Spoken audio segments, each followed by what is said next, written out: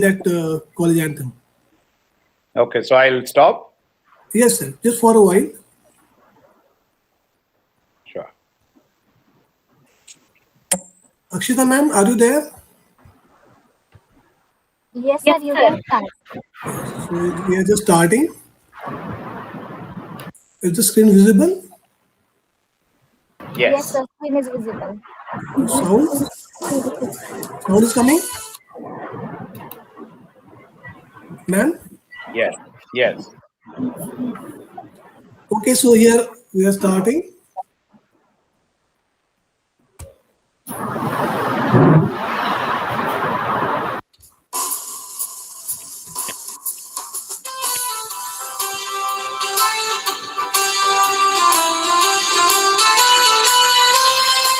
With truth and love, our college glad and cold.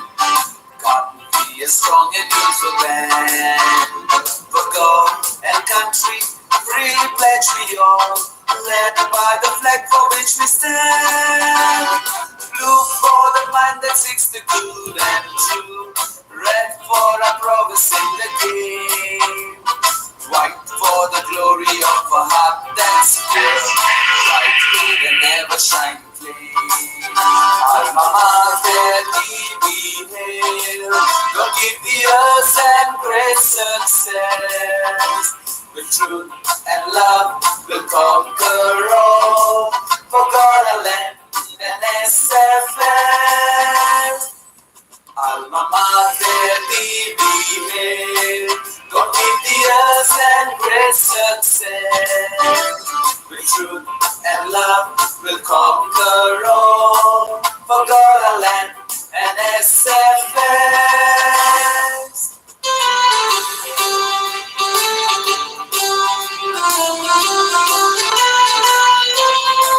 With truth and love, let us unite be.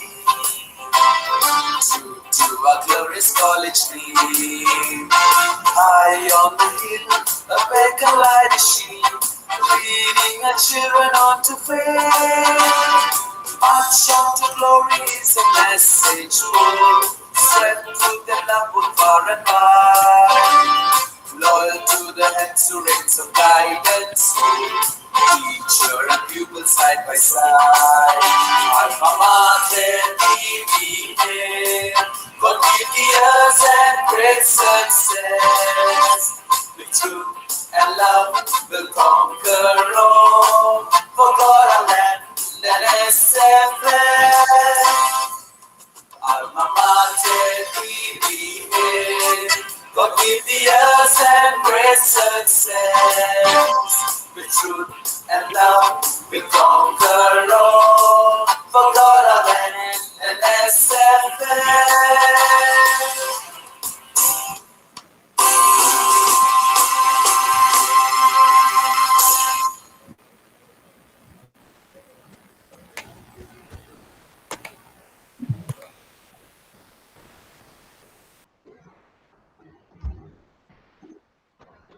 The mind is not a vessel to be filled, but a fire to be ignited.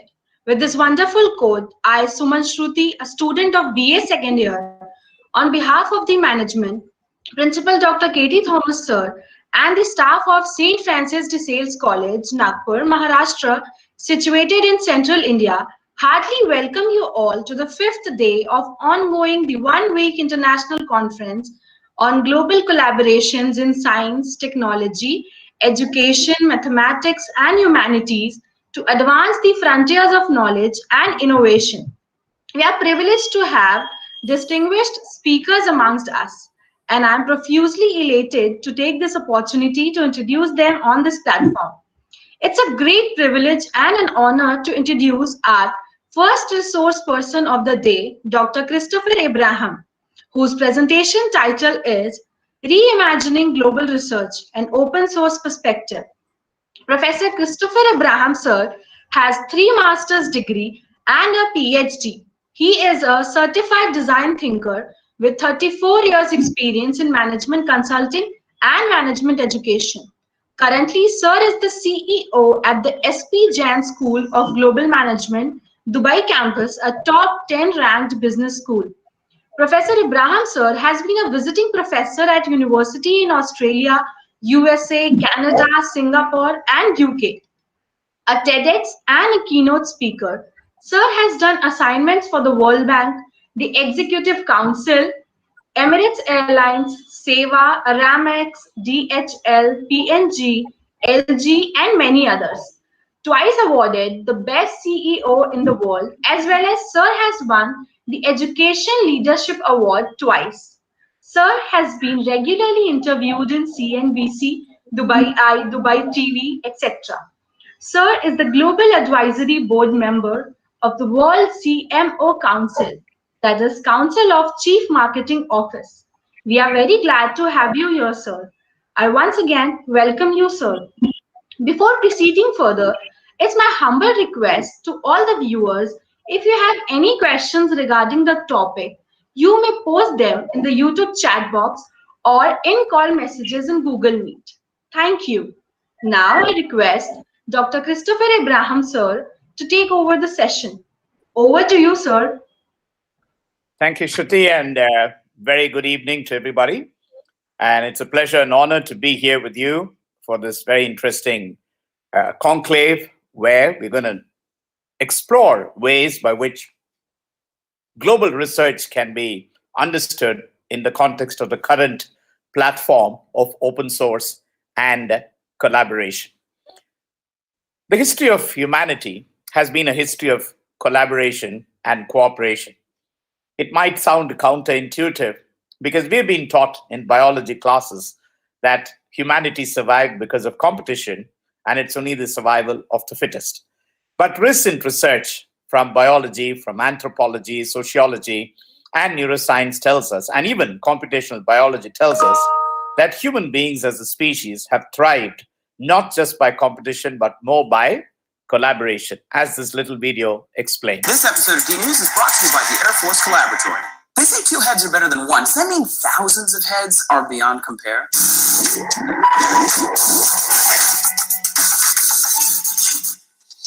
Hey guys and gals, Trace here for D-News. Human history is filled with awesome ideas attributed to great individuals. Mary Curie discovered what radiation does to the human body. Einstein discovered relativity and so on. But reality is a little different because it's a process involving lots of people. Mary Curie worked with her husband Pierre and physicist Henri Becquerel.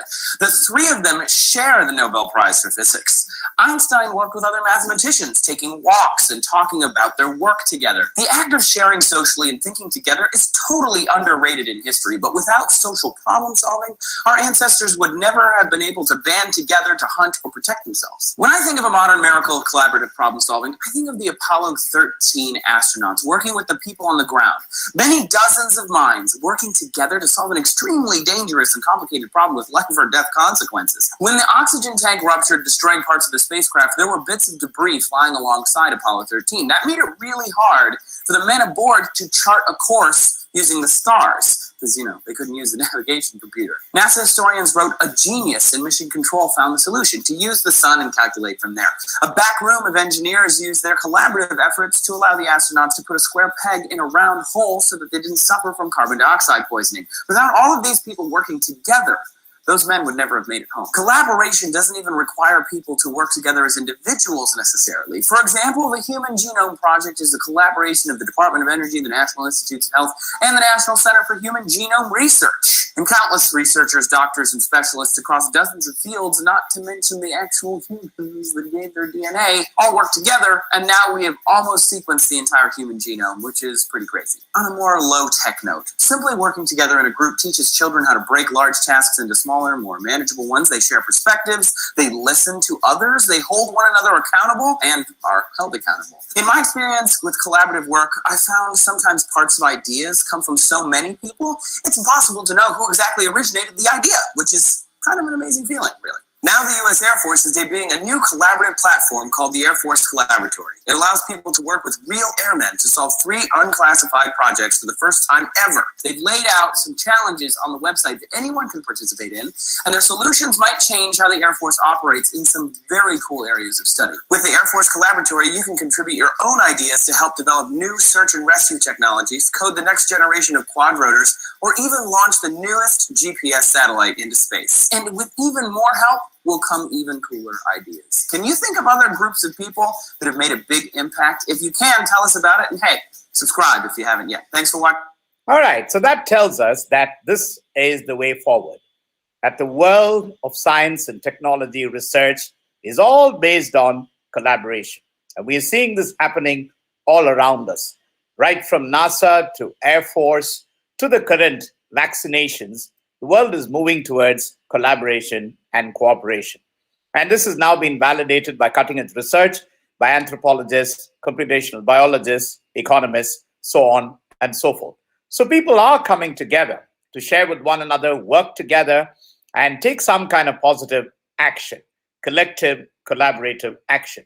And the question to all of us is, if this can happen in industry after industry, in technology after technology, and sector after sector, what prevents us from looking at research as a collaborative global endeavor?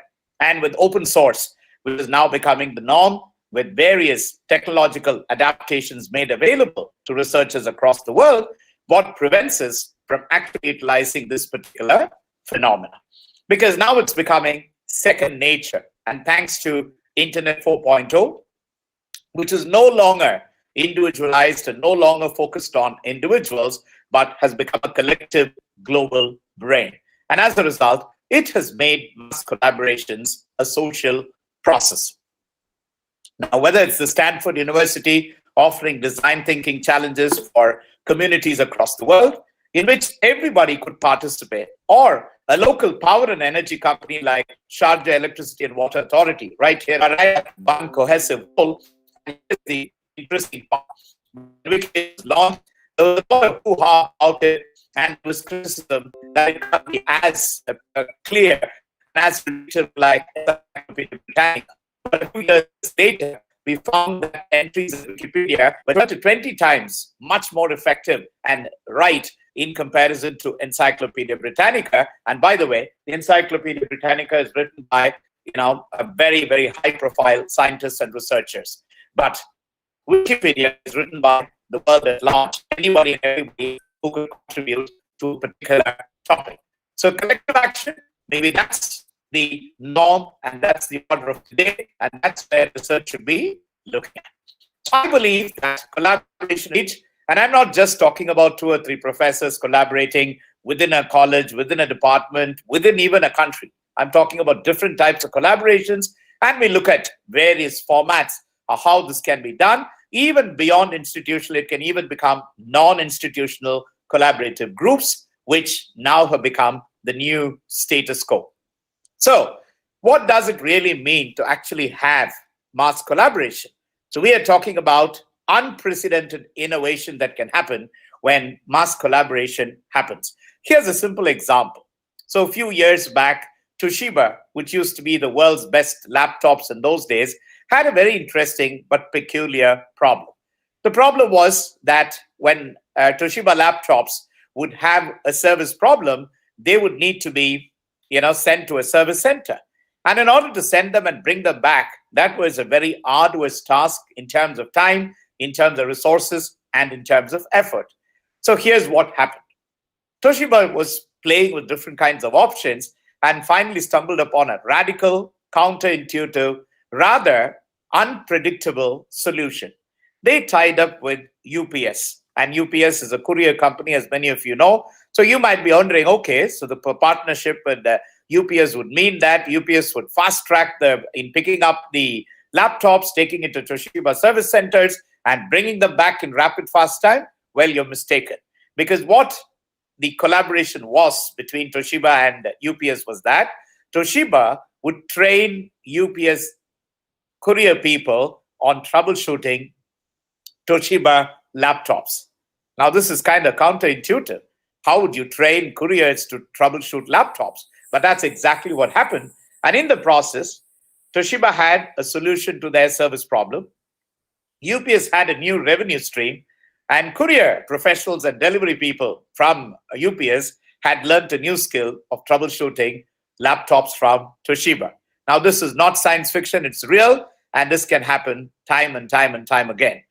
And here is something else that happens in open access publishing. When you have this kind of a phenomena, you are making available scientific research on a global basis. Today, we know SSRN and many other similar platforms are making available the world's resources, world's research to everybody at large, so that as a community, we could tap into it, we could actually spread the knowledge further, faster, so that different theories can be tested and improved. So this is where the world is moving, and we call it Wikinomics, in fact. A few years back, 3M, the global innovation giant, did a study on mass collaboration and found that product ideas from peer producers generated 8 times the sales of ideas generated within companies. I'm going to give you some radical examples of this kind of peer production and peer innovation and peer collaboration from the corporate world, best practices that we could translate into the academia and into higher education. Because these people, the peer producers, are more likely to come with ideas for complete product lines rather than marginal, minor improvements. So what does global collaboration mean? And how does it really work in terms of changing everything? And you find there are 3 critical factors that are credibly important for global collaboration to take place, whether it's in industrial innovation, whether it's in mass collaboration, or in collaborative research across the world. These 3 dimensions become extremely relevant. Number 1, openness. Gone are the days when professors and researchers across the world would be extremely cautious about sharing their IP, intellectual property. Today, copyright could be, in a very jovial manner, also be understood as the right to collaborate and the right to copy. Not necessarily that we, take it and use it as our own, but where we give credit to the person who has the original idea, but collaborate in terms of sharing those ideas and, most importantly, acting globally. So an idea, and I'll give you a couple of examples, you realize the power of this: openness, sharing, and acting globally.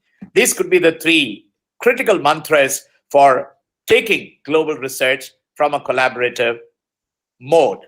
Now, if you look at the original Web 1.0, 1990s, 94, 95 to be more precise, this is how it used to be. Very insular, guarded, and contained.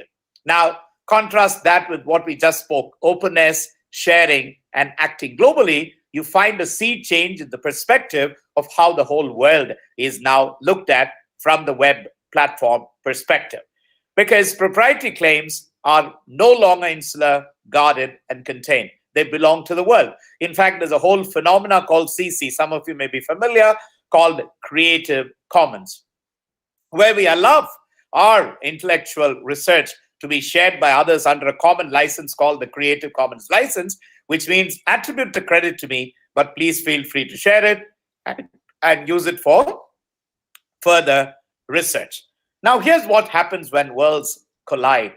From awkward, insular, guarded, and contained worlds of the Web 1.0, we are moving towards agile, openness, sharing, and acting globally, which is a sea change in the way we look at problems, in the way we look at opportunities. So here's a great opportunity for us to translate the ideology and look at how the future can be, which will definitely not be the way it used to be. The agile peer producer trend, as we call it, has turbocharged the web space of change. And what's happening is there are communities across the world that are collaborating together on different formats, whether it's crowdfunding, crowdsourcing, crowd innovation, crowd research, crowd design. Everywhere, we're finding this trend happening, where from a disparate assembly to one of mass collaboration.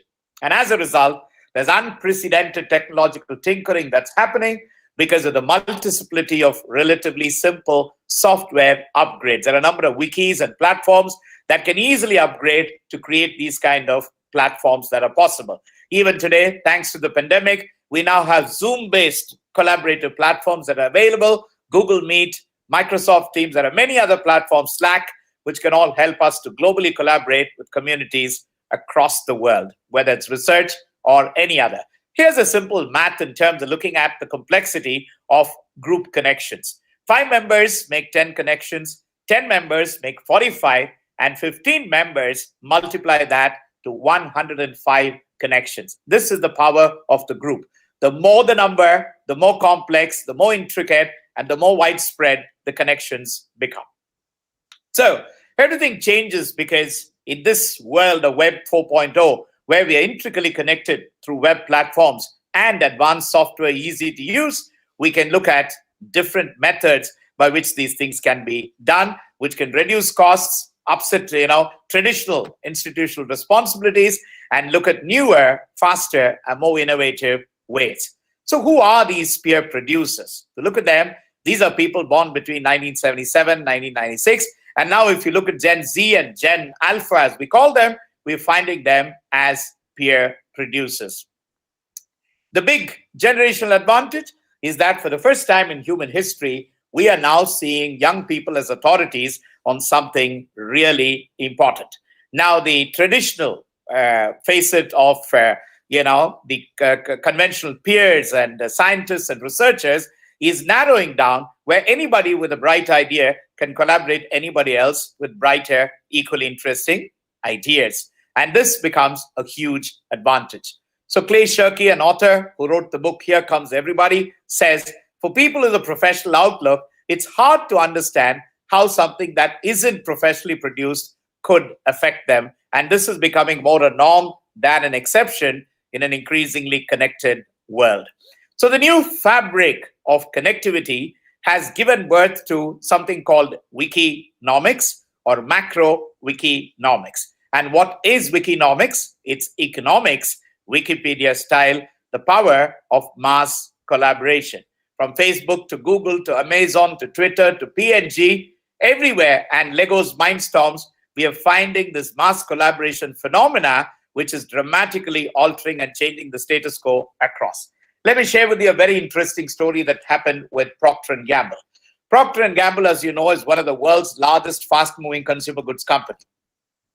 In the year 2005, they did an analysis of their research and development capabilities and found to their delight that P&G as an institution had the world's largest repository of scientists. In other words, the largest number of scientists in one particular institution, that was Procter & Gamble. Now, here's what Procter & Gamble did. The then chairman of the company, a gentleman called Alan G. Lafley, did something radical. He said, can we transform the whole concept of research and development into something more radical, something more open, and something more global? And he created a concept called, he moved the traditional R&D into C plus D. And C plus D stood for connect plus develop. What does it mean in essence? It meant that P&G would be open to sharing all their challenges, business challenges, product challenges, market challenges, technology challenges on a portal, internet portal, which would be made available to the world at large. Anybody from any part of the world could actually access that and provide solutions. And guess what? Between 2005 and 2012, the number of innovations and breakthroughs and research breakthroughs that P&G had were more than 20% more than what they had done in the last 100 years. That is the power of mass collaboration, where you can turn a product into a platform for innovation. It, of course, requires three critical things: collaboration across platforms, across countries, across domains, having openness to share the ideologies and the intellectual properties, and the power to share ideas across communities and across diverse groups of people. And for that, you have a number of technologies today available that can help us to do it, whether it's Apple apps or Google apps, you can use them to do it. Here's a variation of that in other industries and other sectors. Crowdsourcing. You have a new movie, music, let's say, a play that you want to get it popular across. You can crowdsource the idea to groups of people and communities across using crowdsourcing platforms. And the more wider the reach, the better you reach out to different kinds of people. And then you also do the same thing in crowdfunding, which is another variation of crowd collaboration. Kickstarter and hundreds of similar Kiva. There are many other such crowdfunding platforms that you have an idea today, you can go to a platform and get your funds done. Now, Upwork used to be called Elance before, 10, 15 years back. This is about the aggregation of skills and competencies people who have different skills that they portray and put inside Upwork's website. And Upwork will redistribute this to different kinds of companies across the world. Recently, they got into an IPO with NASDAQ, which was highly subscribed, and that is the future. And if you look at a company like 9 Sigma or Inner Center, these are innovation platforms that exist to connect industries and institutions on one hand, and researchers, scientists, and students on the other hand. So the platform is a facilitating body that provides on one hand challenges, and on the other hand, a connection to people with ideas. Let me give you one example, which is a very radical example. If you're familiar with the gold mining industry, in the gold mining industry, the mapping of the geospatial areas is normally done as very sacrosanct, very, very proprietary material. It's never shared with anybody else. But a few years back, when the Wikinomics revolution took place, John McEwen, the CEO of the company, Goldcorp, did something radical. He opened up, it was called the Goldcorp $1 Million Challenge, where he said, if somebody would come out with a computer-based algorithm that can help pinpoint exactly where gold can be found, he would give them $1 million. And guess what? It became viral. There were hundreds of thousands of people across the world fighting for the $1 million. And a group of scientists, one from Mongolia, one from New Zealand, and one from Canada, combined together globally to provide the breakthrough solution and won the $1 million prize in an industry that for centuries had been very proprietary. So the world is changing, my friends, and I think it's time for us to look at research from the same collaborative perspective. Now, MakerBot is another classical technology that allows 3D printing collaboration pretty much from anywhere in the world. And Amazon has done the same thing in retail, and we are seeing the rise of the project economy. Some of you may be familiar that a film that is made by Walt Disney or 20th Century Fox has teams of people sitting in different parts of the world, including in India, where you have different kinds of talented digital SFX and video producers who do different parts of the film as a project and then make one whole project. So this is possible because of the 3 phases of the web evolution from Web 1.0 to Web 4.0. Today, we look at the web as not just as an information highway, but as a global brain, a global computer brain. And with 5G coming soon, you would find this becoming much more enlarged. The second important development is from search to the social web. Connections of communities, of socially relevant, socially acceptable communities connecting together on similar interests, preferences, and likes. And this is exactly how the progression has taken place from the PC era to the Web 4.0 era, which is about intelligent personal agents, distributed searches, and of course, widgets and semantic databases. So with 5G already there and artificial intelligence in education, we are at the crossroads of something extremely exciting, which can converge the collaborative platforms and the technology towards the research capabilities of professors, research scholars, and industrialists across the world. This convergence is going to radically change the way we look at the future of scientific output, industrial output, and of course, research output. And as a result of this connectivity that is happening, we're going to connect everything with everything else. The Internet of Things is going to be a multi-billion-dollar industry, not just connecting technological gadgets, but minds, ideas, concepts, and of course, intelligences. And so a turning point in history is happening from industrial corporations to financial systems to work and democracy and science and technology, cities, social justice, media, entertainment, the energy, regulatory, and of course, education and the university. So time for each one of us to reboot education. And what do we mean by that? Education from merely conveying knowledge has to now become a transformative force that connect minds and hearts together to create radical transformations across the world. So it's time to rethink the way we look at pedagogy, the way we transfer knowledge, the way we transfer through advanced technologies. And looking at partnerships, we are looking at collaborations, interdisciplinary hubs, knowledge partnerships, and of course, commissioned research, which can come from government bodies or from industrial bodies. And as a result, you'll find a whole series of linkages that combine on collaborative research. The need orientation enables industry goal alignment, which in turn enables the deployment impact, which in turn enables industry benefit, and that in turn provides innovation.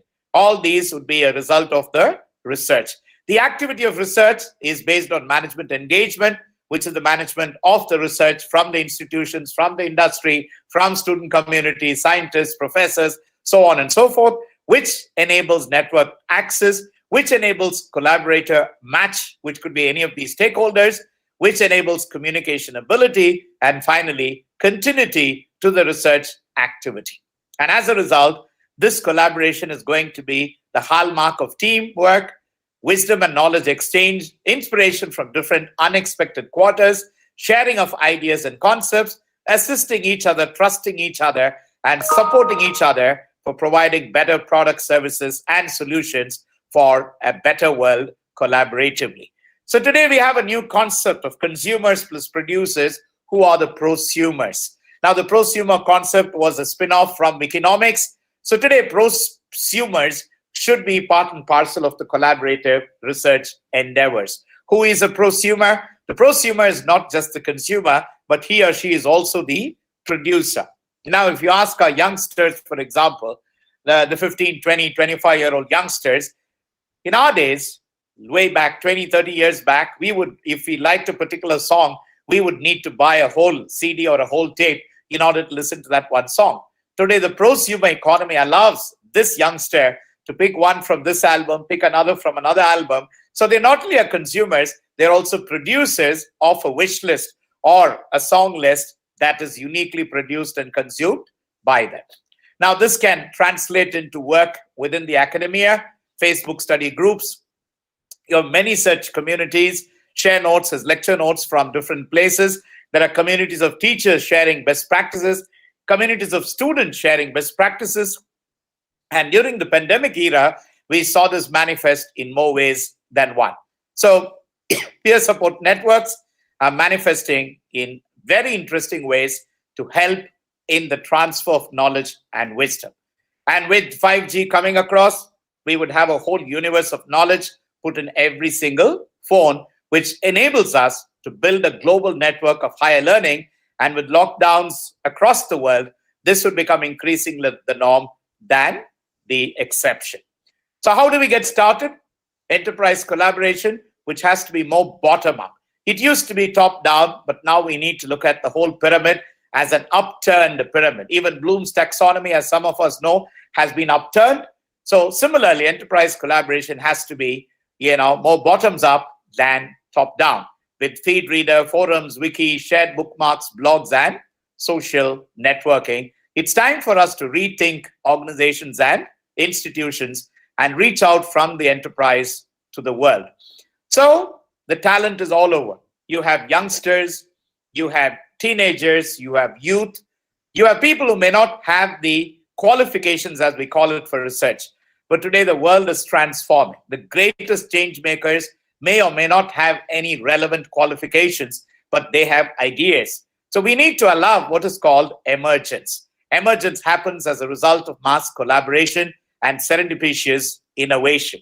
And we see this happening through open source creation, blogospheres, Google, Amazon, collaborative filtering, and wikis.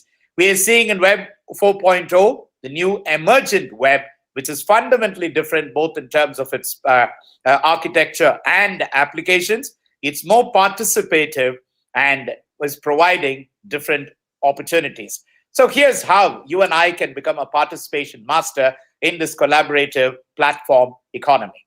Speed, freedom, innovation, mobile, authentic, playful, and openness versus ponder, refer, tinker, inert, synthetic, earnestness, and garden. So even the language, the verbiage has completely transformed the way we look at things, and peer production has unwittingly bypassed the agency land software houses, design studios, and the business consultants, which used to revel around something called the not invented here syndrome. Here's something for all of us as researchers. Are we really needed when there's a collective community that can create itself? Do we really need traditional gatekeepers and traditional media? That's a question worth pondering. So what is the secret ingredient? It is all about trust and not about control. It's about sharing, it's about collaboration, and it's about trust. So the new paradigm is all about vibrant communities, public squares, collective intelligence, and open domain versus websites, walled gardens, tunnel thinking, and guarded property. So how do we survive audiences of 100 million plus? Well, Amazon does it through my reviews and your resellers. eBay does it with my stuff and your bid. YouTube does it with my videos and your eyeballs. Facebook does it with me and my friends. MySpace does it with my band and your fans. So what about university research? Think. What can institutions learn from this? Well, many a lesson, of course. We don't no longer have all the answers because the pace of change and the evolving demands have no longer depend on unique internal capabilities. So by adopting, here's the answer, by adopting the corporate model for mass collaboration, education institutions must learn to engage and co-create in a dynamic fashion with everyone, partners, which could be government bodies, research bodies, industries, competitors, students, governments, and most of all, peer producers. It helps because it organizes work appropriate to the changing landscape, encourages free sharing of ideas from multiple sources, turns consumers into participants in the creating of solutions, mobilizes consumers' commitment, and turns just a few into many. And the most fertile space is when institutions try to find the most productive way to share ideas while producing value from them, mixing commerce and community. Many organizations are already on it. As I said, Procter & Gamble Connect and Develop, Johnson & Johnson Pharmaceutical Alliance, Nestlé's Forum, and of course in the academia, a unique partnership between Harvard and MIT, which used to be centuries long, at loggerheads, and today work together. So Research 4.0 is technology-enabled, multidisciplinary web of collaborations guided by human-based research ethics, a symbiosis of learning, research, and collaboration, crowdsourced, quadruple helix innovation, and peer-reviewed and open-reviewed. So this is where we move across from grounded theory experiments, post-testing, and then looking at social media dissemination, needs, focus, understanding, learning goals, and of course, testing and building through a collaborative community. Now, what we see in the global arena is the research collaboration is truly going global. Recent statistics say that 1/4 of all scientific papers now have co-authors from 2 or more countries. And global research and development budgets also have more than doubled in the past 15 years. This can have tremendous positive impact across sectors where different scientists collaborate on radical grassroots level innovations, which can transform communities at the grassroots levels. So new collaborative research models, multidisciplinary, which could use several disciplines at once, which is again a very important phenomenon in the modern arena. No more departmental research, but multi-departmental, multidisciplinary, cross-disciplinary, coordinating efforts by involving 2 or more disciplines, interdisciplinary, integrating concepts, frameworks, or approaches for 2 or more disciplines, and transdisciplinary, which transcends boundaries of conventional disciplines, and the term they use is convergence. Okay, common goal setting and integrating knowledge. And this is where the world is moving towards. Unconnected subjects and disciplines coming together and creating new forms of knowledge, new forms of intelligence, which can have breakthrough innovations across industries. Some critical collaboration portals like Innocentive, edu.com, taking it global. The list is just indicative. There are hundreds of such collaboration portfolios and portals available. So we need to move from hierarchical organizational systems used to secrecy, loose alliances, sluggish, novelty, and tunnel, to self-organizing systems which are transparent, collaborative, urgent, innovative, and didactic. And I will leave you with this: yesterday, today, and tomorrow, the real winners will always be those institutions that tap into global human knowledge and translate it into new and useful applications. Today, thanks to the connected world, useful is what is really relevant. I want to leave you with these final profound thoughts, which talk about how we can unite to make the world a much better place. It's interesting that the things we cherish most are the same things we walk right by. They become so intertwined in the status quo that ultimately it becomes impossible to tell them apart from our day-to-day. That is, impossible until things change. Because as it turns out, that thing we call life, it has a say. There's a saying, you never really know what you have until it's gone. Sometimes it takes the most abrasive of reminders, the harshest of times, to help us recapture that perspective, to lift us up and show us what we had previously failed to see. And while our darkest moments test our strength, they push our boundaries, even transform our reality, it can also be the bridge that leads us exactly where we need to be. They remind us that sometimes it's not about how we spend our time, but who we spend it with. That quiet brings clarity, and the world can spin so fast that we forget to think about our place within it. It reminds us how humanity is bigger than the sum of its parts, and it takes just as much energy to build up as it does to tear down. It reminds us that no matter where we live, what we speak, or who we pray to, we're not so different after all. It reminds us that there is so much more good in this world than evil, so much more love than hate, and so much promise for tomorrow.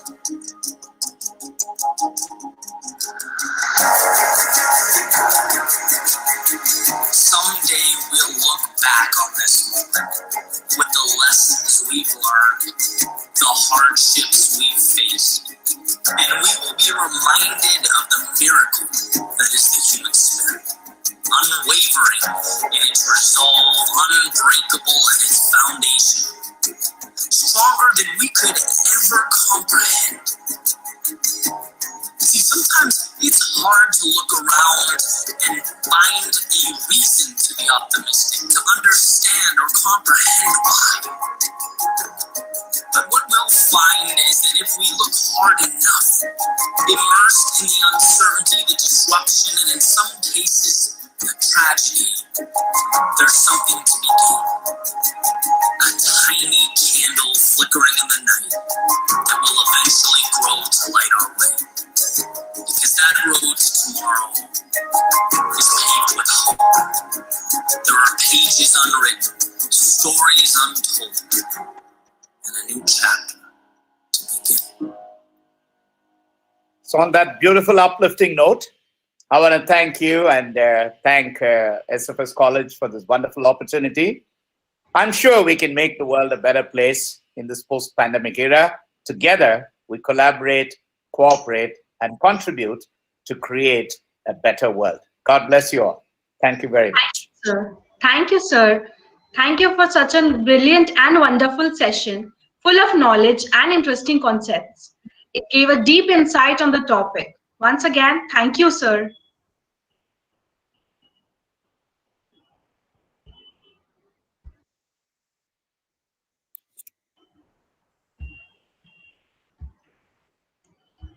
Now, taking today's session forward now, with immense pleasure, I heartily welcome our second resource person of the day, Dr. Ali Abou Abbas, sir, whose presentation title is Strategic Competencies in Science and Technology in Middle East During the Pandemic and Beyond. Dr. Ali Sir is the CEO and founder of Canadian Development Centre, a management consulting firm.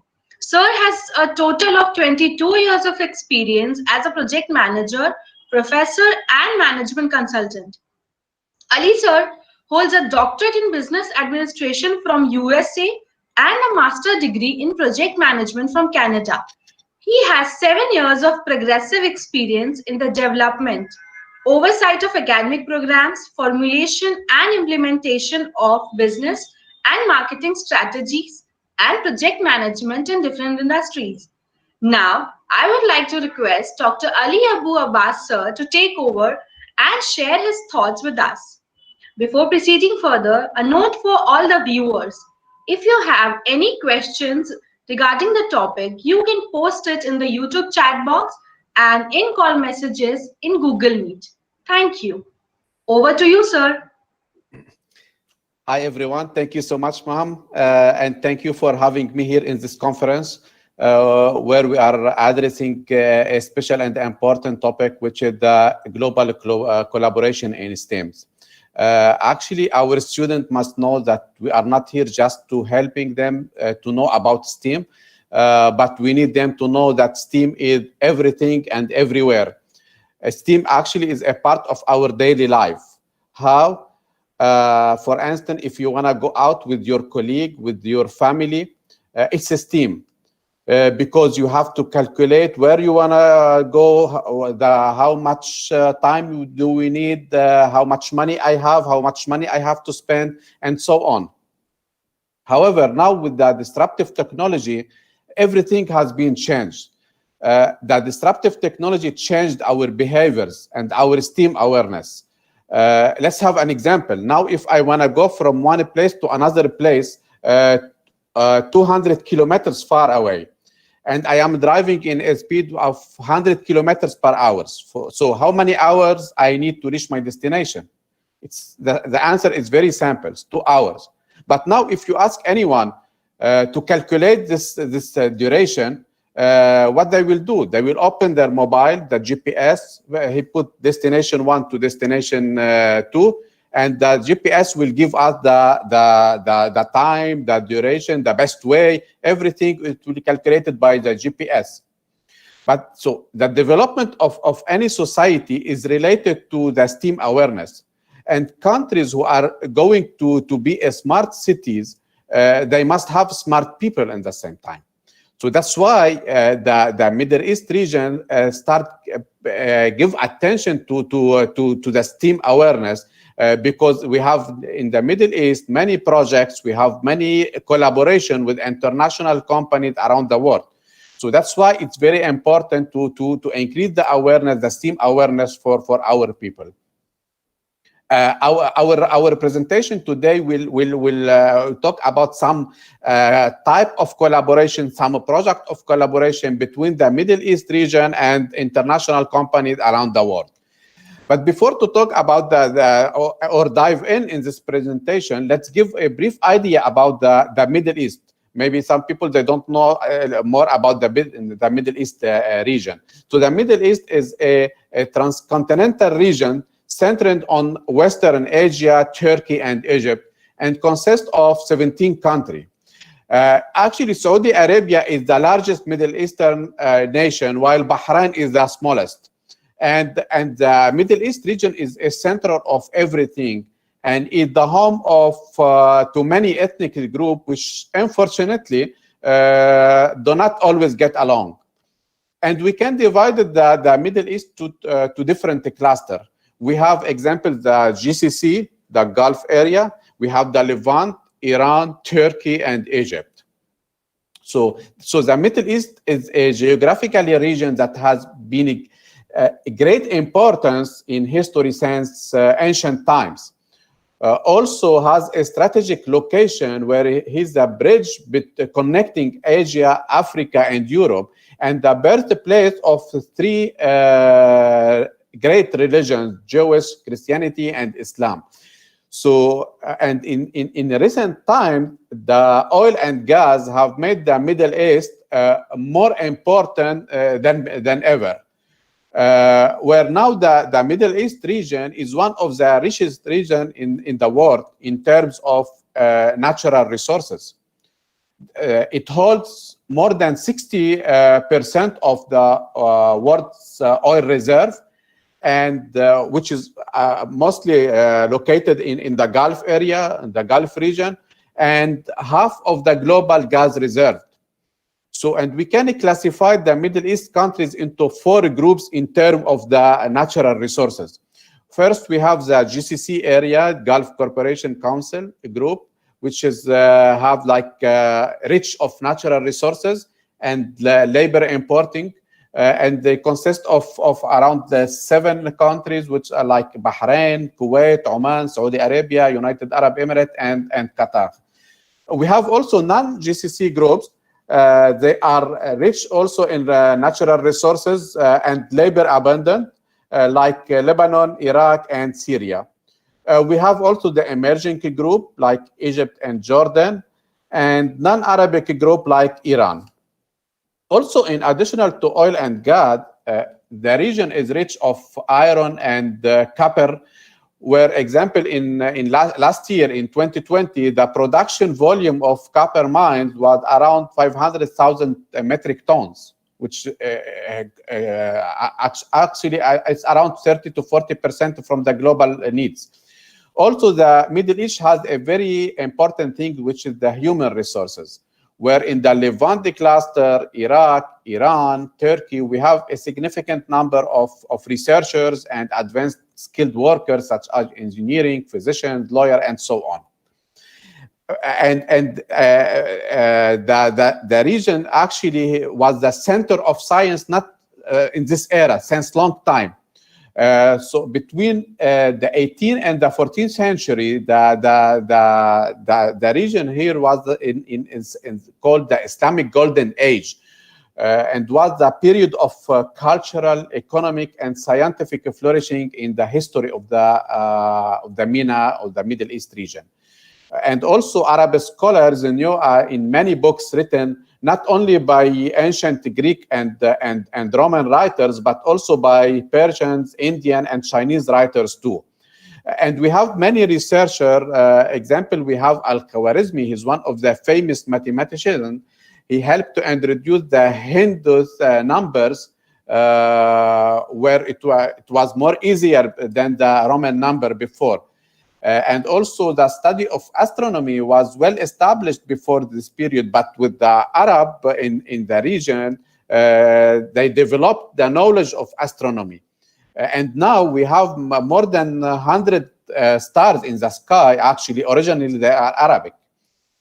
Also, the Arab, they improved the instrument of navigation, in particular the astrolabe. Also in the medical field, the Arab world has some of the first and most advanced hospital since a long time. And we have doctors translated the books of Greek and Roman doctors, like, as example, Ibn Sina wrote a huge medical encyclopedia known as the Canon of Medicine. Also, Islamic doctors added important new ideas to this field. For example, Al-Razi, who ran the biggest hospital in Baghdad, Iraq, was the first person wrote a book about children's diseases. He also explained the difference between smallpox and measles that help doctors diagnose these diseases. So this is actually as a history of the region in the Middle East. And now actually we have witnessed many projects, many collaboration in the new era from the Middle East. One of the biggest corporation or collaboration in the region we have witnessed a few days ago. The first Arabian rocket reached Mars. This rocket is called Hope Probe, and the mission called Arab to Mars. This mission was a collaboration between the United Arab Emirates Space Agency and many other stakeholders around the world. But actually, the interest of the Arab to discover the space wasn't new. Since 1964, researchers from Lebanon were studying space and trying to launch many rockets, and it was with collaboration with universities in Lebanon and in France. And also the Hopper probe was a collaboration between the Mitsubishi heavy industry in Japan that provide all the services related to the spacecraft and the launching operation at Tanegashima Space Center and under the supervision of the Japan Aerospace Exploration Agency in Japan. Also, in addition to this, there are many significant collaboration with different stakeholders since 2014, since the first day that they decided to enter in this project. And this collaboration will continue to the end of this mission. Example of this collaboration, it will be between the Mission Operations Center, who is based in Dubai, in United Arab Emirates, and the Space Agency and Communication Network Station in the United States. And also there is collaboration with the Mission Support Facility located at the Laboratory for Atmospheric and Space Physics at the University of Colorado. We have also another department, which is the Science Data Center located at Mohammed bin Rashid Center here in Dubai, where the center also is responsible for collecting data, distributing the science data, all the data archiving and all the using of this data and the distributing the data between all this like departments that are collaborate in this project. Another type of collaboration in the region here with international company, it was during the COVID-19, where the COVID-19 pandemic imposed a quick and high collaboration between nations. So, and from day one of the pandemic, the United Arab Emirates started collaboration with China and built the largest lab in Abu Dhabi to fight this pandemic. Actually, in this lab, researchers from the region work in collaboration with researchers from China to develop the Sinopharm vaccine. And they have been part to all the trial phases of this vaccine. And now the United Arab Emirates produced this vaccine and considered as the hub to distribute this vaccine around the world in all countries in the region. So this achievement shed light on the existing of the qualified human resources available in the region. And actually this type of collaboration and this lab helped the UAE to conduct big number of daily PCR during the pandemic and to avoid the dramatic spread of the pandemic of the coronavirus. We have another type of collaboration also during the pandemic. This was between the Advanced Medical Solution International in the United States and Dr. Abid Al-Zubaydi. He's the head of the Stem Cells Department at the Arabian Center in Amman, Jordan. In February 2020, so less than 1 month ago, they launched a new instrument called COVID-19 Hunter. And this instrument was a collaboration between these two organizations and will be manufactured in Mexico and will help to detect the virus without the PCR, just by scanning. And now they are working to have the approved from FDA to start producing this product. Actually, we have a video because we don't have enough information about this product, but we have a video that he can explain this project.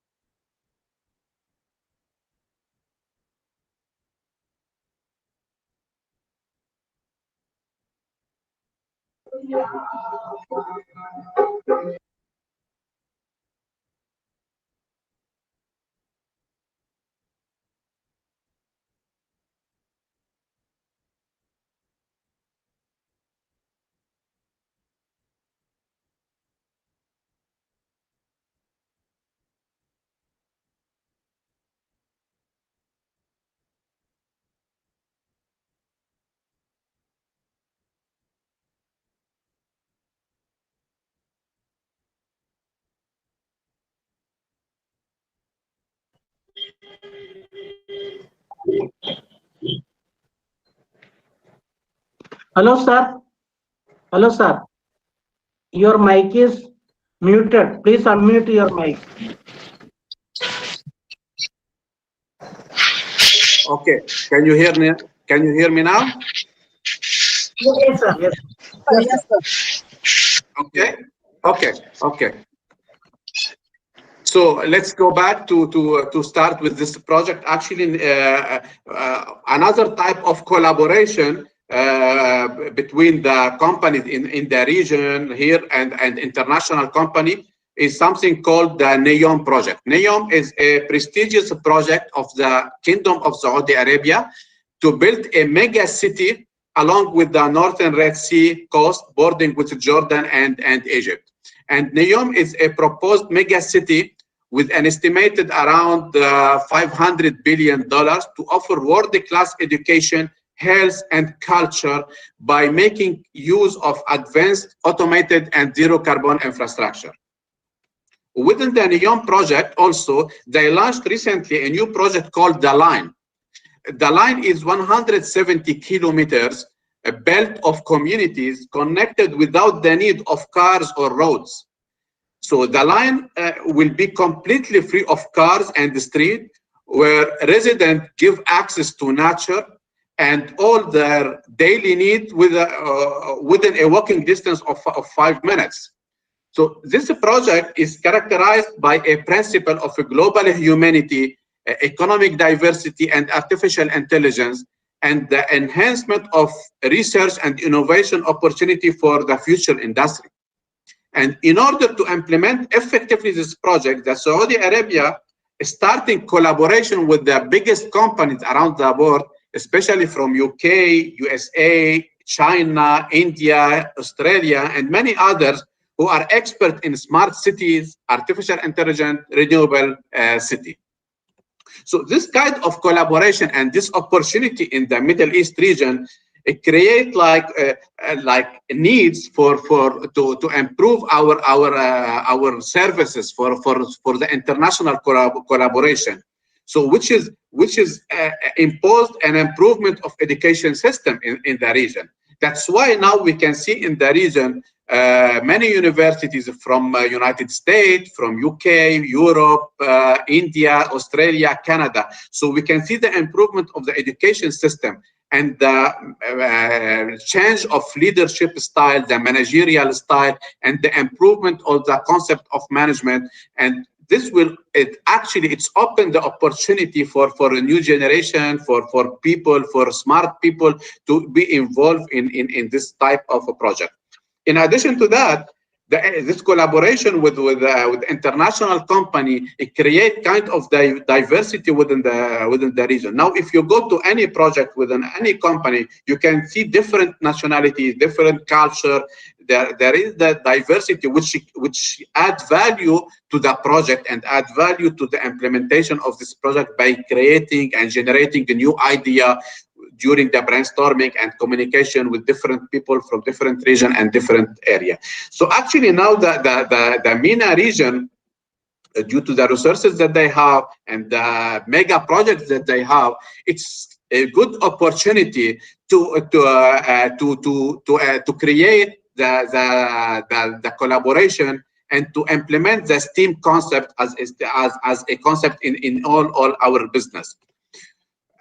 This is actually the mega project, the huge project that are the huge opportunity exists in the market here in the MENA region. It create like imposed like collaboration between higher education and employers also. And we start witness a successful relationship between the universities and the college, with the private sector, and also with the public sector and the plural sector, actually, in the region, to define the specific local problem and they try to solve it. Example, they starting communicate together, study together the market. What is our need? Example, we need for the next 5-10 years, we need this type of skills, we need this type of expert, to start this kind of collaboration, starting between the universities, college, and the private and public sector and the plural sector, to prepare students for the incoming project in the future, in the near future. Also, the development of technical skills.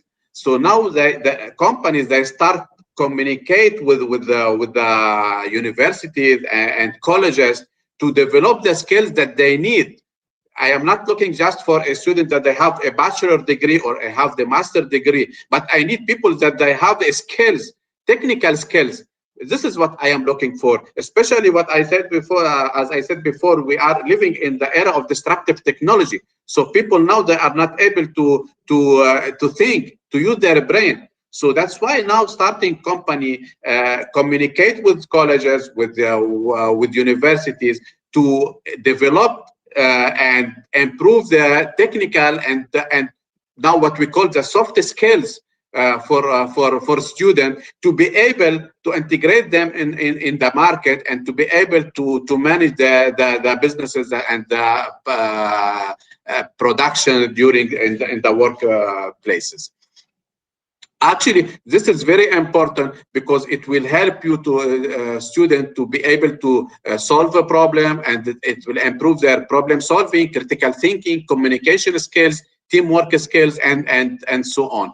And this is actually create the ability for those students, when we improve these skills, to be able to collaborate globally. Because now any one of this project, actually it needs daily collaboration with international companies around the world. So we must be aware about the global collaboration. We must improve our cultural awareness, our cultural intelligence, to be able to adapt ourselves and to fit in our organization and to succeed in our career if we need to improve ourselves. So in general, the needs of STEAM awareness is very important now in the region. And people, governments, universities, colleges, even private sector, they start taking care of this part of STEAM, improving these skills, and to be able to implement effectively all this type of projects that this is actually just a sample of projects that are existing now in the region, but just we're giving as an example to see that we have the importance of the collaboration and the need of this type of skills now in our region, in the Middle East. So thank you so much for your time. If you have any questions, please let me know.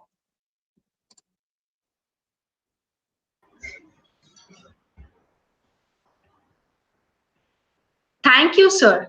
I'm sure that your descriptions and deliberations were so vivid and clear that our participants are satisfied. Thank you, sir, for such a wonderful and informative session. I believe that all that you have said will have a significant impact on many of us. Once again, thank you, sir. Thank you. Now, taking today's session forward, I welcome our third eminent speaker of the day, Dr. Harriet Wandira, ma'am. Ma'am has done BA in Arts and Business Administration from Macquarie University in Uganda. She has completed her Masters in Business Administration from Middlesex University in London, UK. She has also done Doctorate in Business Administration and Management from Phoenix University, Arizona, USA. Talking about her experience, Dr. Harriet ma'am had worked at Bolor Transport and Logistics, that is BTL, for 19 years in Uganda, Kenya, Ghana, and Tanzania. Bulor is a global leader in the international transport and logistics sector. Ma'am headed a team responsible for acquiring business and retaining business of the company. She was awarded Best Salesperson in 2018 in Bulor Transport and Logistics. Ma'am has currently joined Oryx Energies and is in charge of the business-to-business line, which also entails securing and retaining business. Apart from this, ma'am is also involved in painting, designing clothes as her hobbies. She also loves scuba diving, traveling, reading, jogging, and adventure. Dr. Harriet Wandira ma'am will now speak on a correlation study of factors influencing customer retention in multinational logistics service companies in East Africa. Before proceeding further, a note for all the viewers. If you have any questions, you can post it in the YouTube chat box and in-call messages in Google Meet. Thank you. Now, I humbly request ma'am to please highlight the essence of the topic. Over to you, ma'am.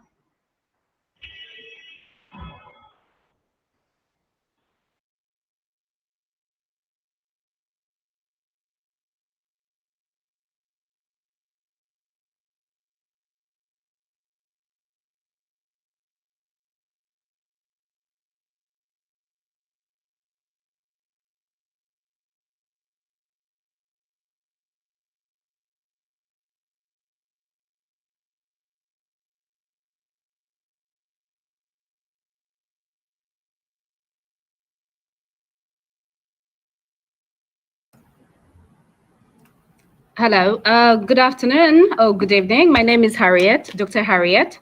I just wanted to be sure if you're actually seeing my screen, please.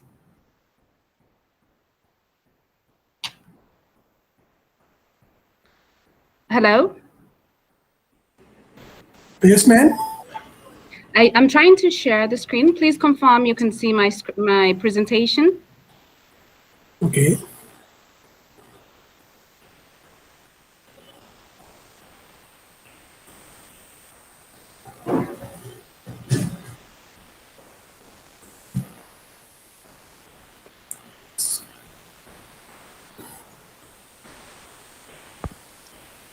Not yet.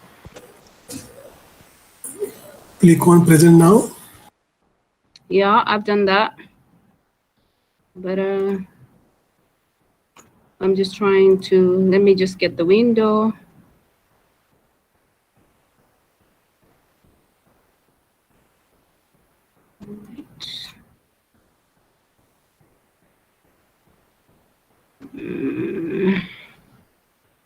Is it showing?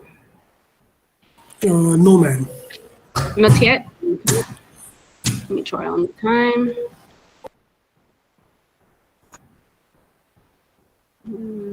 Yeah. Okay. Please follow my instruction, ma'am. Present. Click on present now. Yeah, that's what I've done here. Then entire screen. Yeah, that's what I've done here. And click on share. Okay. Just click in the middle of the window. That share button will be enabled. Yeah. Can you see it now? Yes, it's now started. Okay, great. So I'll just give it a full. Okay. All right. It's okay now? Yes. And hide that small icon is there besides stop sharing. Just click on it. Hide. Yes. Okay. Okay, fine. All right. Good afternoon, everyone. My name is Dr. Harriet Wandira. I'm pleased to be part of sharing knowledge and ensuring that young upcoming students are able to benefit from my research or from my knowledge that I have had and I've gained for the last 18 to 20 years in the logistics industry. I have vast experience in this area. It's not the, people usually say logistics is not the sexiest business to be in, but I should assure you as a lady, I've enjoyed every bit of it. And today I'm going to share information about logistics. I'm going to be sharing my topic, a lot of information on a correlation study of factors influencing customer retention in multinational logistics service companies in East Africa. And if you look at these pictures, what do you see? I guess you can see modes of different transport. And logistics, I mean, there's a lot of logistics going on here. And way before the modern times, there was a lot of movement of people, movement of cargo from point A to point Z. And logistics is very simple. Many people might not understand it, especially students who are maybe in university. When you ask them, would your dream be to be an expert in logistics, they wouldn't really understand the essence of this. But the basic information about logistics is moving one product from point A to point Z. The logistics that we can see in our families really is the fridge or the food we have in the house. You go to the market, you get the food, you bring it in the house, you store it in the fridge, you get it out, you use it. Typical, simple example of what logistics is. But as you can see, logistics has evolved. It's evolved. And if you look at history, or way back in the 5th century, logistics was mainly associated with war and civilian life. Since then, it has evolved. On the, you can see the picture shows aeroplanes, trucks, different modes of logistics. And I'm very pleased to be part of this day because I would like the youngsters to understand that logistics is something that is exciting. It's exciting in all ways. I mean, there's different modes of transportation. There's air transportation, there is sea transportation, there is road transportation, there is breaking through different borders in the world, there is connection all over the world. So logistics is exciting. And today I believe that by the end of this day, I will have a number of students excited about this topic. Now, what does logistics mean in a more scholarly way? Planning needs, selecting suppliers, organization of purchase, inventory, storage, transportation management. And you can see many researchers have also regarded it as distribution that includes management of supplies and ordering of orders, stocking finished goods and transportation. So it's basically the day-to-day requirements that we have that it's associated to our day-to-day lives, and it sort of answers questions of how we can get goods from one area to another. Then furthermore, on the point of logistics, in the 1990s, logistics started evolving compared to the 15th century. We find that a lot of innovation has come in. People have embraced it, IT developments. We have, it's more into problem solving. And then we have people like Jeff Bezos, who have come up with a model that shows logistics in a very high-tech scenario. It's more automated, it's just in time, It deals with material and resource planning, activity based on counting, a method based on cost counting activities. And then logistics is also looking at different things. As I talked about some micro logistics, that is like in companies, meta logistics, macro logistics, that is in from globally, Euro logistics and global logistics. So it's something that we cannot avoid. And as you can see in the pandemic, we were affected massively when the logistics couldn't take its path, the normal way that cargo moves from point A to point Z. And we found that even right now, there's still a challenge because of the pandemic. We cannot have cargo. It's very expensive to actually move cargo from, let me say, Asia, India to Africa. I am based in Africa, and I have been born in Africa. I'm a mother of 3 beautiful children. One of them is in England, but still I need to communicate. I need to send things to him. So there's been a challenge of flow of goods in this in logistics. We've also noted that robots. Now, before we were the ones moving cargo from point A, packing the cargo, but technology. And as I'm glad to be part of this seminar today because we are talking about knowledge, more knowledge. I'm pleased to listen to the different presenters, informing me how technology is taking over. Robots are taking over the human work. Machines are doing all the work that we used to be done in logistics. So back to the issue of supply chain, because logistics involves supply chain. It's integrated systems, managing, making sure IT, global electronic mail is all involved. Basically, it has become more and more sophisticated. So now, coming to my research and my concern as a person who's been working in logistics for the last 20 years, yeah, I was concerned because my duty was to develop business for the company. I was working for a global company that was basically known all over the world. Global, we used to connect to all different countries. And my job was, as a commercial director, was to develop business, to retain customers. Basically, apart from looking at the challenge of the business, I am the person who was focusing on this, and I was concerned about how difficult this business is. And at the same time, I'm supposed to bring customers. And with the different dynamics in the business, you find that as the big company, companies were coming up and taking away all the business that we had developed for years. I was so perturbed. And as you can see in the map, I'm from Uganda, which is the small red country there. I live in Tanzania. And if you see Kenya, Tanzania are at the border of the Indian Ocean, and most of the cargo that comes by sea comes through these countries here.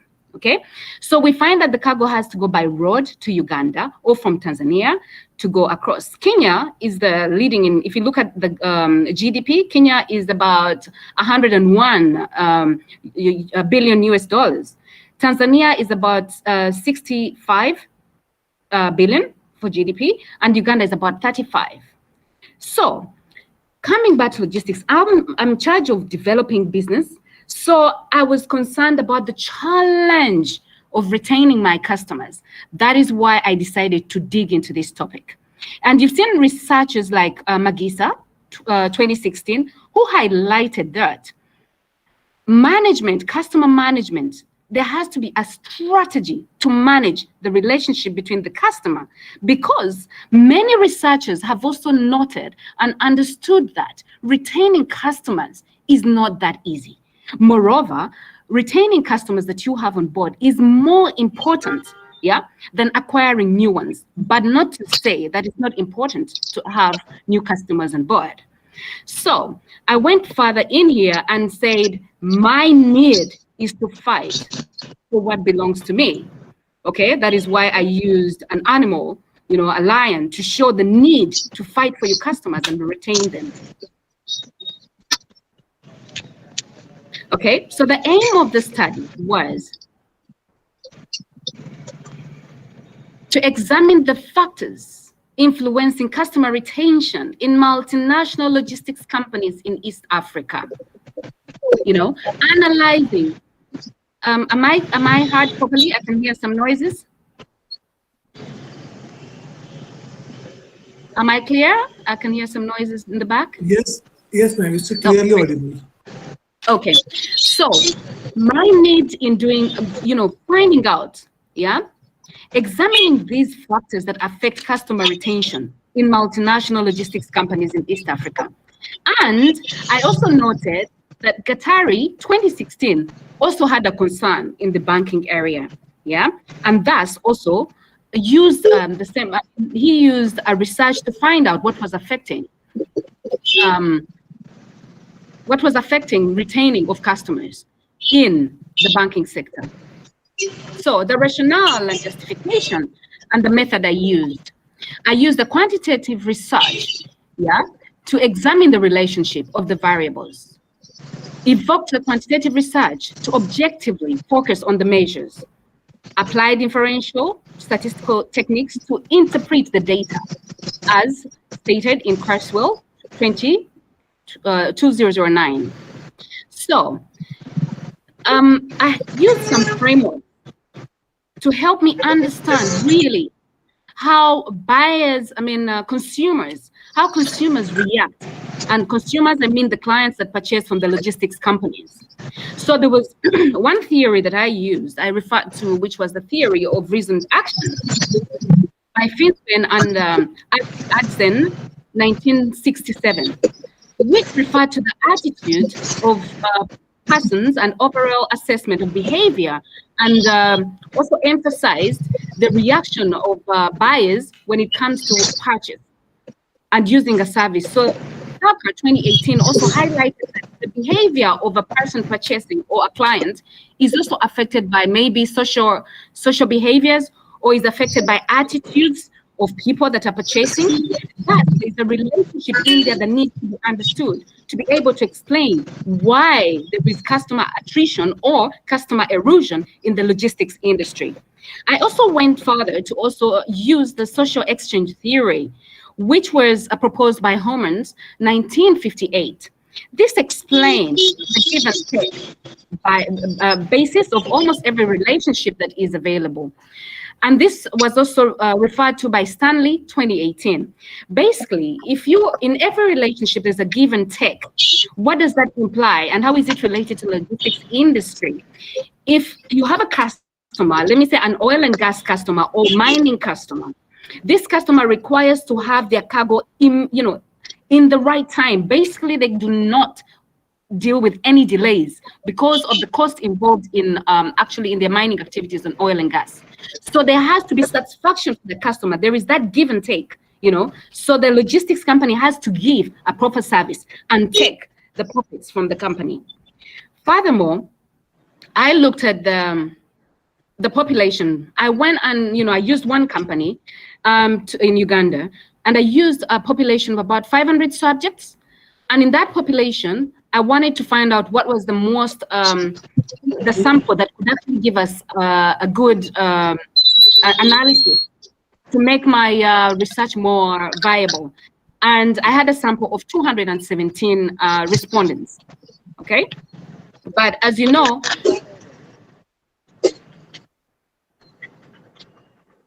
hello?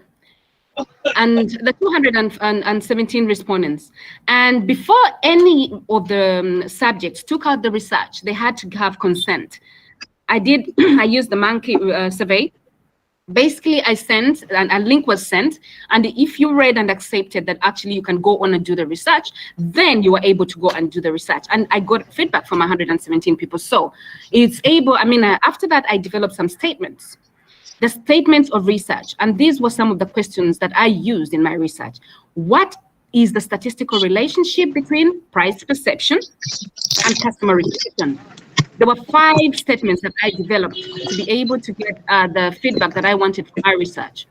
And then customer satisfaction, what is the relationship between customer satisfaction and customer retention? Switching barriers and customer retention, perceived service quality and customer retention, social media marketing and customer retention. And I developed the hypothesis, 2 hypotheses, which was the one hypothesis that stated there is a statistical relationship between price perception, or there is no statistical relationship between price perception. So I had to select which one of the 2 was significant. So then using the significant levels, basically, if the variable that I'm looking at, the independent variable that I'm looking at, had a p-value of 0.00, which was less than 0.05, that meant the level of significance was high. And if it had a higher figure of 0.0, maybe 0.58, because I had some that had 0.58, that means that the relationship was not strong. So my analysis showed that 3 of the statements that I had were significant and the other 3 were not significant. And as we go on, I'll show you the ones that were significant. This is all talking about the p-value.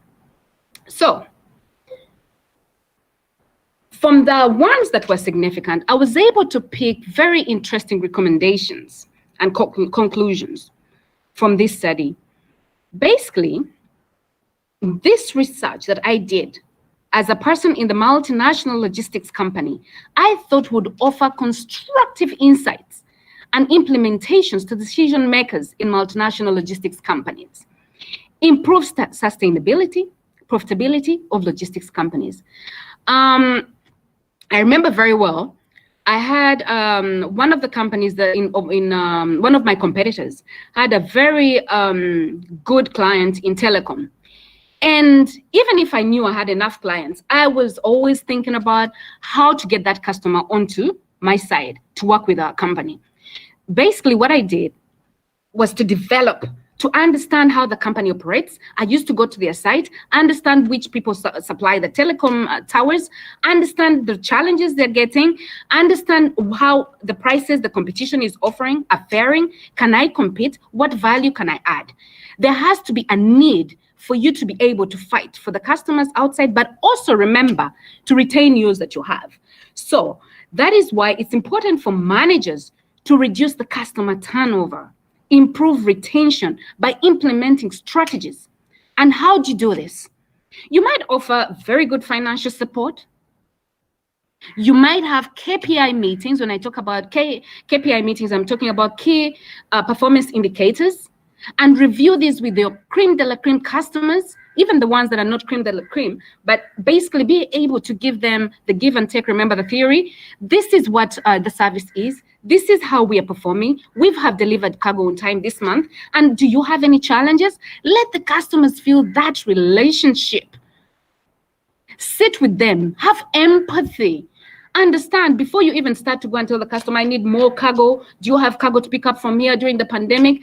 Understand how are you? How does the pandemic, how has it treated you?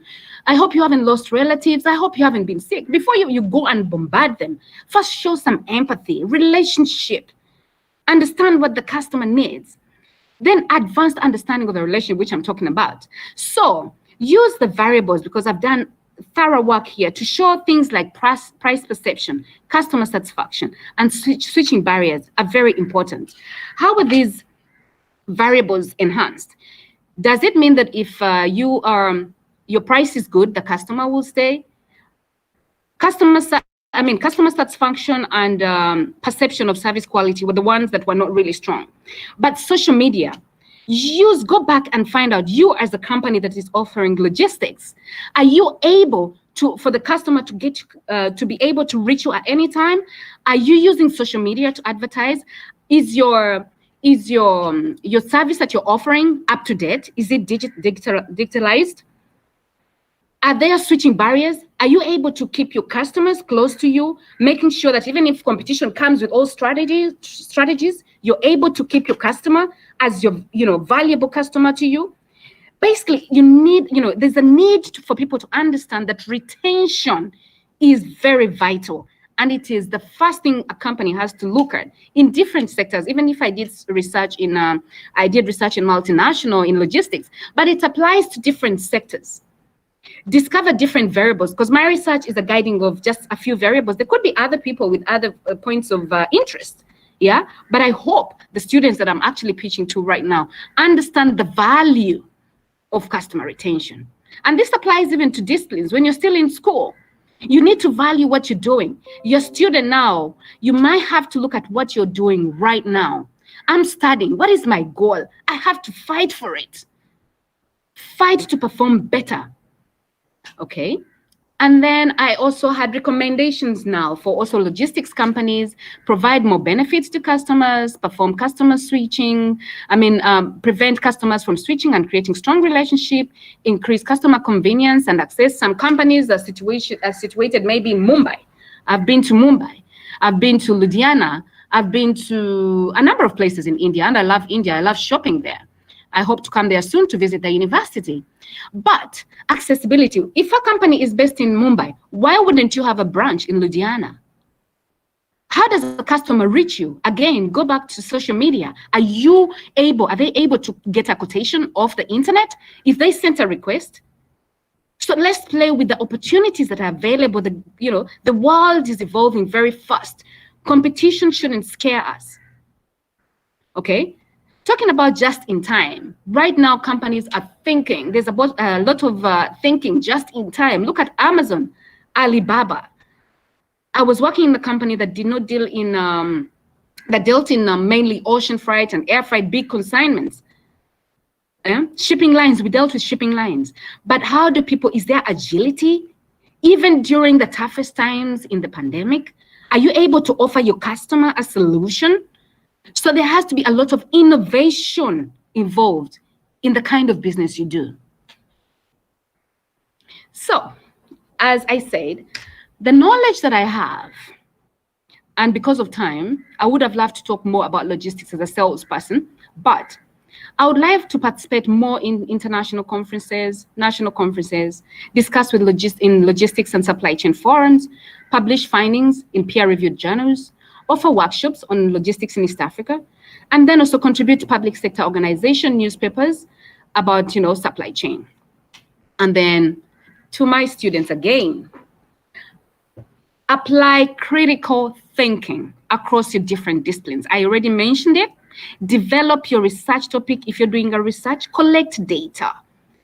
Use your critical thinking and analysis to be able to convey or to share the information you've gotten for other readers that are going to come across your research. Apply a systematic approach. Let it be simple, clear, short, okay? There has to be proof. There has to be backup. There's a lot of information available. Why not share the knowledge? You have to enjoy what you do. Engage others, allocate time, read. I am a mother of three. I'm a mother of 3 children. But while I was doing this study, I had to go to work. I have children to look after. I'm a person who goes scuba diving. I like playing. I go skydiving in Dubai. You find me here. I enjoy my life, but I also enjoy what I do. Because at the end of the day, as a student, what are you going to exhibit that shows that you can manage, in life? Inculcate demeanor in your personal life and achieve your academic goal. These are my references that I used. And I'm glad to be part of the students today. I hope I can add value. You can reach me should you need any further details about this topic. Thank you very much. Thank you, ma'am. We are very grateful for the time and effort you took to share your thoughts and experiences with us. And thank you so much, ma'am, for a wonderful and informative session through which we have gained a lot. I extend my heartfelt gratitude to you, ma'am, for gracing us with your presence and sharing your valuable inputs with us. Once again, thank you, ma'am. Thank you very much. Now, an important notice for all the participants that tomorrow the research paper presentations by participants will be held from 4 p.m. according to Indian Standard Time. All those participants who have registered for paper presentations are requested to be ready by 4 p.m. according to the Indian Standard Time. The regular conference talk will start as usual at 6 p.m. We request all of you to kindly join tomorrow by 4 p.m. Today's sessions gave us deep insights into the various topics, and it also made some unique revelations. Interesting concepts and genuine ideas were shared, and we value your presence and esteemed knowledge that you all shared with us today. It's my privilege to propose a formal vote of thanks. I would like to extend my heartfelt gratitude to our ever supportive and encouraging management and our principal, Dr. K.T. Thomas, sir. Once again, I would like to express my sincere thanks to all our guest speakers for their willingness to spare their valuable time to interact with all of us. We are fortunate enough to be backed up by a team of very motivating and dedicated organizing committee. I truly appreciate all their efforts. I would also like to thank our participants for being attentive listeners throughout the sessions. One more note for the participants, please do fill the feedback form and let us know your views and opinions for the day. The link for today's programs can be availed on YouTube live chat, Google Meet chat box, and WhatsApp groups. We shall meet again tomorrow for yet another engrossing session. Till then, stay home and follow safety norms. Thank you.